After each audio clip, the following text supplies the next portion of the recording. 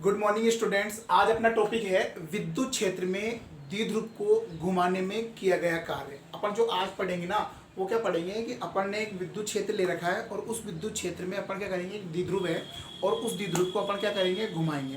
ठीक है, और उसको घुमाने में जो किया गया कार्य है वो अपन को ज्ञात करना है। ठीक है, इससे पहले अपन ने द्विध्रुव के लिए क्या पढ़ा था, उससे पहले अपन ने द्विध्रुव के लिए पढ़ा था अपन ने बल आघूर्ण, कि अपन किसी द्विध्रुव को जब विद्युत क्षेत्र में रखते हैं तो विद्युत क्षेत्र में रखने पर उसके ऊपर कितना बल आघूर्ण काम करता है। तो अपने पास एक कंडीशन है, इसमें एक अपने पास विद्युत क्षेत्र दे रखा है और इस विद्युत क्षेत्र में अपन ने एक द्विध्रुव को रखा हुआ है। इस द्विध्रुव का जो द्विध्रुव आघूर्ण है वो अपन ने P vector equal to Q into 2a।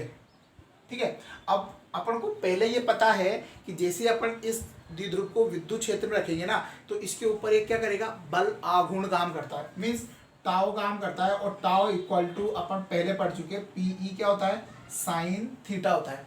ठीक है, तो अब अपन को क्या करना है, इस द्विध्रुव को इस विद्युत क्षेत्र में क्या करना है, घुमाना है। अब घुमाएंगे तो अपन को क्या करना होता है, बल आघूर्ण के विरुद्ध कार्य करना पड़ेगा। तो अपन जो इसमें ज्ञात करेंगे वो क्या करेंगे, इस बल आघूर्ण के विरुद्ध जो किया गया कार्य है उसको अपन को ज्ञात करना है। ठीक है, तो अपन कंडीशन मान के चलते हैं कि ये जो द्विध्रुव है ये द्विध्रुव किसी कोण थीटा पे रखा हुआ है और अपन क्या करेंगे, इसको अल्प विस्थापित करेंगे। ठीक है, अल्प विस्थापित अपन जो करेंगे वो कौन सा करेंगे, कोणीय विस्थापन। ठीक है, तो इसमें किया गया कार्य जो होगा वो अपन को पता है डी डब्ल्यू बराबर क्या हो जाएगा, टाउ डी थीटा।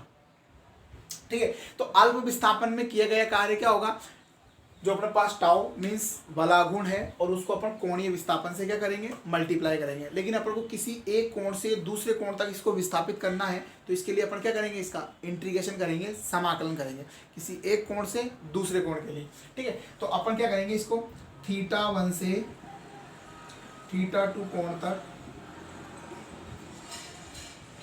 घुमाने में किया गया है। तो उसके लिए अपन क्या करेंगे, इसका अपन समाकलन करेंगे। इधर समाकलन इसका किया तो W, इधर अपन इसका समाकलन करेंगे तो कहाँ से करेंगे, थीटा 1 से थीटा 2। ठीक है, तो अपन करेंगे तो यहाँ टाउ की जो वैल्यू पुट करेंगे, टाउ की वैल्यू अपने पास होगी PE साइन थीटा और ये डी थीटा। अपन इसका जब समाकलन करेंगे तो समाकलन अपन से बहुत अच्छे से आता है ना। तो अपन इसमें PE जो है वो क्या है, कांस्टेंट है, जिसको अपन क्या करेंगे, बाहर निकालेंगे। तो यहाँ अपने पास W इक्वल टू PE अपन ने इसको बाहर कर दिया। अपने पास बचा क्या, साइन थीटा। साइन थीटा का जो समाकलन होता है वो क्या होता है, माइनस कोस थीटा। तो अपन यहाँ पे इसका समाकलन माइनस कोस थीटा रखेंगे।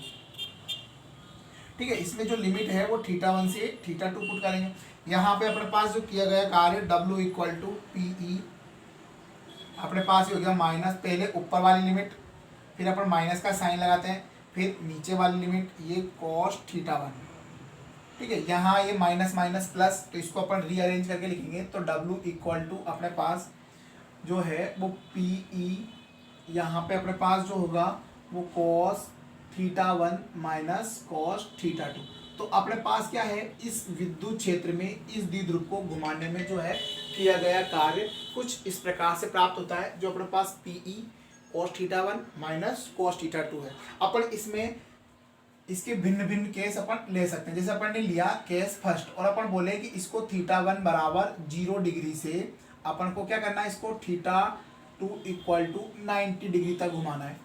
ठीक है, तो इसमें घुमाने में अपन किया गया कार्य निकालना चाहें तो W इक्वल टू PE, तो यहाँ अपन क्या करेंगे, थीटा 1 की जगह 0 पुट करेंगे। तो यहाँ 0 किया तो cos 0 की वैल्यू कितनी होती है, 1 माइनस, अगर यहाँ थीटा 2 इक्वल टू 90 पुट करेंगे तो cos 90 की वैल्यू कितनी होती है, 0। तो यहाँ अपने पास इसकी वैल्यू 0। तो किया गया कार्य अपने पास W इक्वल टू कितना है, PE है। ठीक है, इसी प्रकार अपन यहाँ इन थीटा 1 और थीटा 2 जो कोण है इनके भिन्न भिन्न मान रखकर यहाँ पे कार्य का जो मान है वो भी अपन इजीली सोल्व कर सकते हैं। ठीक है, अब बात यहाँ आए तो उसकी बात करें अपन स्थितिज ऊर्जा की। तो स्थितिज ऊर्जा में अपन दोबारा बात करते हैं, स्थितिज ऊर्जा को जो डिफाइन करते हैं वो कहाँ से करते हैं, इनफाइनाइट से। तो यहाँ पे जो अनंत की स्थिति आती है, इनफाइनाइट की स्थिति में क्या होता है, किया गया कार्य शून्य होता है, मीन्स अनंत पर किसी प्रकार का कोई बल आघूर्ण, ठीक है, किसी प्रकार का कोई क्षेत्र नहीं होता, तो वहाँ पर स्थितिज ऊर्जा क्या मान के चलते हैं, शून्य। तो यहाँ पर जो स्थिति होती है, जो अपन द्विध्रुव को विद्युत क्षेत्र में रखेंगे तो विद्युत क्षेत्र में अगर किसी द्विध्रुव को अगर 90 डिग्री के कोण पे रखते हैं तो 90 डिग्री के कोण पे रखने से यहाँ इसकी स्थितिज ऊर्जा जो है किया गया कार्य वो क्या आता है, 0 आता है। तो इसको अपन अगर इसकी स्थितिज ऊर्जा को डिफाइन करना है तो इसकी स्थिति ऊर्जा को अपन डिफाइन कैसे कर सकते हैं कि अगर किसी द्विध्रुव को अपन 90 डिग्री के कोण से किसी कोण तक घुमाएंगे ना तो उसमें जो किया गया कार्य होगा वो क्या कहलाएगी, इसकी स्थितिज ऊर्जा। मीन्स अगर अपन को स्थितिज ऊर्जा को डिफाइन करना है तो अपन को यहाँ स्थितिज ऊर्जा के लिए θ1 जो है वो 90 डिग्री लेना पड़ेगा और यहाँ अपन जो θ2 ले रहे हैं वो अपन कोई भी कोण θ ले लेते हैं, ठीक है। तो उसमें घुमाने में जो किया गया कार्य होगा वो स्थितिज ऊर्जा होगी। मीन्स किसी द्विध्रुव को 90 डिग्री कोण से किसी कोण तक घुमाने के लिए जो किया गया कार्य होता है वो उसकी क्या कहलाएगी, स्थितिज ऊर्जा कहलाएगी। तो यहाँ अगर अपन इसी का अकॉर्डिंग निकालें तो W इक्वल टू PE, यहाँ अपन 90 डिग्री माइनस cos थीटा। तो अगर अपन देखें तो यहाँ किया गया कार्य क्या कहलाएगी, स्थितिज ऊर्जा। तो cos 90 की वैल्यू जीरो माइनस और इसकी वैल्यू थीटा, तो ये अपने पास माइनस PE cos थीटा आता है, ठीक है। तो अपने पास जो स्थितिज ऊर्जा है द्विध्रुव की विद्युत क्षेत्र में जो स्थितिज ऊर्जा है वो माइनस PE cos थीटा है। अगर अपन बात करें संतुलित अवस्था की और असंतुलित अवस्था की, तो अगर अपन पहले पढ़ चुके कि ये जो द्विध्रुव है इस द्विध्रुव में अपन को पता है tau equal to PE sin theta है। तो इसका मीन्स ये हुआ कि अगर ये द्विध्रुव थीटा बराबर 0 डिग्री के कोण पे स्थित है, ठीक है, तो इसका मीन्स थीटा बराबर 0 डिग्री पर अगर ये स्थित होगा तो उसको अपन क्या बोलेंगे, संतुलित अवस्था।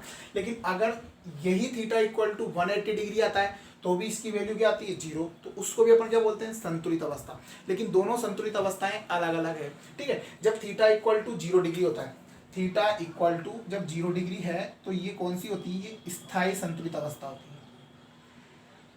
है, स्थायी संतुलन, ठीक है। तो स्थायी संतुलन में जो ऊर्जा होगी U बराबर यहाँ 0 पुट करेंगे तो माइनस PE होती है, ठीक है।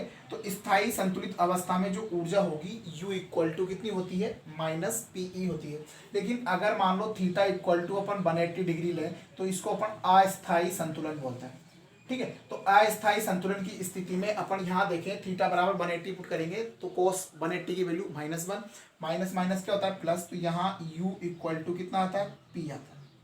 U इक्वल टू कितना हुआ, P।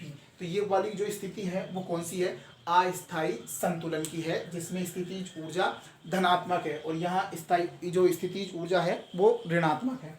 अगर अपन और भी बात करें, जैसे असंतुलित की बात करें तो असंतुलन की स्थिति कब होती है, थीटा इक्वल टू 90 डिग्री पर। तो थीटा इक्वल टू 90 डिग्री पर स्थितिज ऊर्जा क्या होगी, 0 होगी, ठीक है। तो ये अपना जो टॉपिक था वो विद्युत क्षेत्र में द्विध्रुव को घुमाने में किया गया कार्य था, ठीक है।